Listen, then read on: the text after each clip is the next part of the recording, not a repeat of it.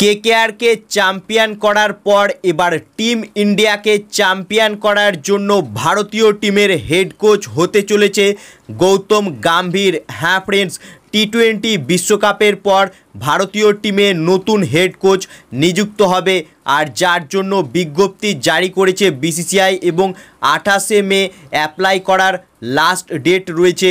তবে ভারতীয় টিমের হেড কোচের দৌড়ে সবচেয়ে বেশি এগিয়ে রয়েছে গৌতম গম্ভীর, কারণ গম্ভীরের কোচিং সাফল্য অনেক রয়েছে, যেখানে কেকেআরে প্রথম বছর মেন্টর হিসেবে এসেই নাইট রাইডার্স টিমকে চ্যাম্পিয়ন করেছে গৌতম গম্ভীর। যেখানে শোনা যাচ্ছে গৌতম গম্ভীরের কিছু শর্ত রয়েছে, আর সেই শর্তগুলো যদি বিসিসিআই মেনে নেয় সেক্ষেত্রে কেকেআর ছেড়ে ভারতীয় টিমের নেক্সট হেড কোচ হতে পারে গৌতম গম্ভীর। তবে ভারতীয় টিমের হেড কোচ হলে কেকেআর ছাড়তে হবে গম্ভীরকে, কারণ নিয়ম অনুযায়ী ভারতীয় টিমের হেড কোচ থাকাকালীন কোনো ব্যক্তি অন্য কোনো টিমকে কোচিং বা ট্রেনিং দিতে পারবে না।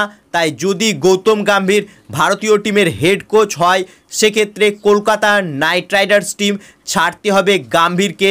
এর আগেও আমরা দেখেছিলাম যেখানে ব্র্যান্ডন ম্যাককালাম কেকেআর টিমের হেড কোচ ছিল এবং সে ইংল্যান্ড টিমের হেড কোচ নিযুক্ত হওয়ায় কেকেআর টিম ছেড়েছিল ব্র্যান্ডন ম্যাককুলাম। এরপর ম্যাককালামের পর চন্দ্রকান্ত পণ্ডিতকে হেড কোচ হিসেবে নিয়োগ করেছিল কেকেআর। তাই এবার গৌতম গম্ভীরও কি কেকেআর ছেড়ে ভারতীয় টিমের হেড কোচ হবে, সেটা একটা দেখার বিষয় রয়েছে।